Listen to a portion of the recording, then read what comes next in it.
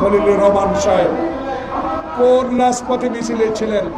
আপনারা কি দেখেছেন খলিলুর রহমানকে কোনোদিন বাংলাদেশের রাজনৈতিক অঙ্গনে গণতন্ত্রের জন্য, ভোটাধিকারের জন্য, মানুষের সেবার জন্য এগিয়ে এসেছেন?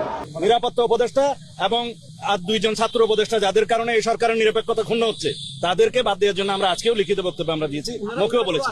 সেই জাতীয় নিরাপত্তা উপদেষ্টাকে আপনি বিদায় করুন। সেই জাতীয় নিরাপত্তা উপদেষ্টা হয় নিজে পদত্যাগ করবে, না হয় আপনি তাকে বিদায় করবেন। এই দেশের নিরাপত্তা সংক্রান্ত কোন জাতীয় দায়িত্ব বিদেশি নাগরিকের হাতে থাকতে পারে না। Wake up to reality. Khalilur Rahman তিনি টেকনোক্র্যাট কোটায় মন্ত্রিত্ব পেয়েছেন। এই অন্তর্বর্তী সরকারের সময় যিনি দায়িত্বে ছিলেন, এটি অনেকের কাছেই একটু খটকা লাগার বিষয় ছিল, অথবা সারপ্রাইজ হয়েছেন অনেকেই। খলিলুর রহমান উনি যদি বিএনপির সরকারে মন্ত্রী হন বা সরকারের অংশ হন, তাহলে কিন্তু একটা প্রশ্ন উঠবে যে আগের অন্তর্বর্তী সরকারে উনি তাহলে ওই রাজনৈতিক দলের পক্ষ হয়ে কাজ করেছেন, এবং নির্বাচনে যে ইঞ্জিনিয়ারিং এর কথা আমরা বলতেছি আজকে জাতির সামনে সেটা উন্মোচন হচ্ছে খলিলুর রহমানের সেই মন্ত্রিসভায় যোগ দেওয়ার মতো। গুপ্ত